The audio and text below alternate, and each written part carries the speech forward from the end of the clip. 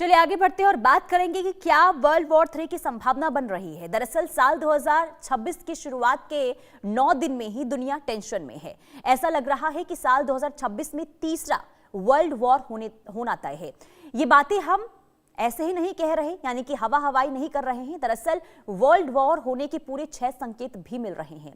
America और रूस के बीच में बढ़ी तनातनी एटमी हमले तक पहुंच गई है। रूसी फौज अमेरिका को सबक सिखाने की तैयारी में है, तो अमेरिका वेनेजुएला के बाद अब मैक्सिको के अंदर लैंड स्ट्राइक करने की भी बात कर रहे हैं, जिससे आपको ये बता दें कि दुनिया में और तनाव बढ़ गया है। उधर पुतिन ने अमेरिका पर दबाव बनाने के लिए यूक्रेन पर तेज हमले कर दिए हैं। ईरान में भी इस वक्त खामनेई के खिलाफ जनता सड़कों पर है। तेहरान जल रहा है। ट्रंप की चेतावनी के बाद ईरान ने अपना एयर स्पेस भी बंद कर दिया है और सेना को अलर्ट मोड पर रखा गया है। सभी के मन में एक सवाल होगा कि आखिर साल 2026 में हो क्या रहा है। दरअसल अमेरिका अभी भी सबसे मजबूत महाशक्ति है, लेकिन रूस की चुनौती इसे कमजोर कर रही है। यूक्रेन जंग हो या फिर साउथ अमेरिकी देशों में तेल का खेल, मिडिल ईस्ट में भी रूस अमेरिका को सीधी चुनौती दे रहा है। अगर तीसरा विश्व युद्ध हुआ तो इसके पीछे कहीं ना कहीं अमेरिका की नाक की लड़ाई का भी सवाल होगा। और ये 6 तस्वीरें आपको दिखा रहे हैं, जहां अमेरिका महातैयारी कर रहा है और मैक्सिको पर हमला क्या यूएस करेगा, क्योंकि डोनाल्ड ट्रंप की तरफ से अभी एक टीवी चैनल के जरिए धमकी दी गई थी और ये कहा गया था कि मैक्सिको पर हमले की तैयारी अमेरिका कर रहा है। इसके अलावा रूस की एटम बम की जो धमकी दी गई है, इसे भी आप सीधे तौर पर समझ सकते हैं कि इस वक्त हर ओर टेंशन का माहौल है और यूक्रेन पर हमले रूस ने तेज कर दिए हैं। अभी मिसाइलों के जरिए भी हमले किए गए रूस की तरफ से।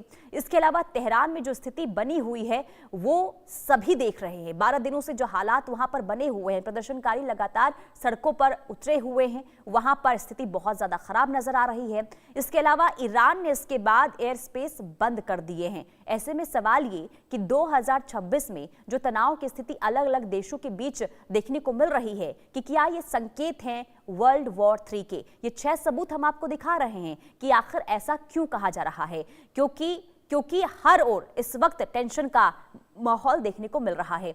मेहमान भी हमारे साथ जुड़ चुके हैं। संजीव श्रीवास्तव विदेश मामलों के जानकार के तौर पर हमारे साथ जुड़े हुए हैं। Wing commander Praful Bakshi defence expert के तौर पर जुड़ चुके हैं। इसके अलावा आचार्य राकेश चतुर्वेदी ज्योतिषी हमारे साथ जुड़े हुए हैं। उनसे भी जानने और समझने की कोशिश करेंगे कि आखिर क्या है देश का भविष्य। सबसे पहले मैं आपके पास आऊंगी प्रफुल्ल बख्शी सर, ये जो अभी टेंशन का माहौल हम हर तरफ देख रहे हैं देश के अलग अलग हिस्सों में, क्या समझ आ रहा है? क्या वाकई में वर्ल्ड वॉर 3 की संभावना बन रही है क्या?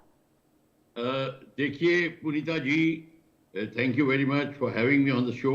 ये आप एक बात ध्यान दीजिए कि सेकेंड वर्ल्ड वॉर भी हुई थी तो कितनी कंट्रीज लड़ रही थी। जब इराक वॉर हुई तो 37 कंट्रीज लड़ रही थी इराक के खिलाफ। वो वर्ल्ड वॉर नहीं थी।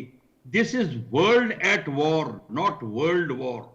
इसलिए हर एक के एम्स अलग हैं, हर एक अलग है। रशिया अपने एम पे लड़ रहा है, अमेरिका अपने एम पे अलग लड़ रहा है, ईरान और इजराइल अपने एम पे लड़ेंगे। मतलब लड़ाइयां बहुत होंगी, मतलब there be lot of fires in the jungle, but अभी जंगल पूरा नहीं जला है। कहने का मतलब है वर्ल्ड वॉर नहीं हुई है, but world is at various Wars. ये जरूर होगा, पर इससे क्या होता है, क्षति ज्यादा होती है। There is total disruption of economic development होगी, ट्रेड, टूरिज्म, हर एक चीज पे असर पड़ेगा सारे वर्ल्ड में। इकोनॉमिक कंडीशंस डाउन होंगी। ये है बेसिकली प्रॉब्लम। हाँ, जब एक दुश्मन एक कंट्री लड़ाई करती है एक ऑब्जेक्टिव लेके दुनिया से, जैसे हिटलर ने किया था, जैसे नेपोलियन ने किया था, तब वो वर्ल्ड वॉर का दर्जा आता है। हालांकि ये मैं मानता हूं कि कंट्री लड़ाई करती रहेंगी। मैंने बताया इराक में 37 कंट्रीज थी जिन्होंने योगदान दिया था अगेंस्ट इराक, अमेरिका की चापलूसी में। तो ये बात सारी जो आप देख रहे हैं, अब हम अपना उल्लू सीधा करने में लगे हैं। चाइना अपना उल्लू सीधा करने में लगा है। वो बड़ा खुश है कि अमेरिका ने ये वेनेजुएला में कर दिया ताकि सबका मुंह बंद रहेगा ताइवान पे। अभी रशिया कहेगा कि अगर तुम वेनेजुएला कर सकता है तो मैं यूक्रेन कर सकता हूं। बात खत्म हो गई। तो उधर ईरान के संदर्भ में भी ऐसी बात खड़ी हो जाएगी।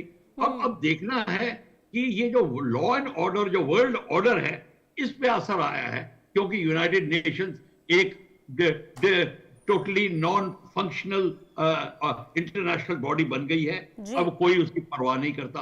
आपने मैक्रोन का और बुश का जो इंटरव्यू सुना होगा इराक की लड़ाई से पहले, 1.25 घंटे का इंटरव्यू था, where French president was telling American president on the face, ये काम तुम्हारा नहीं है, ये यूनाइटेड नेशंस का है।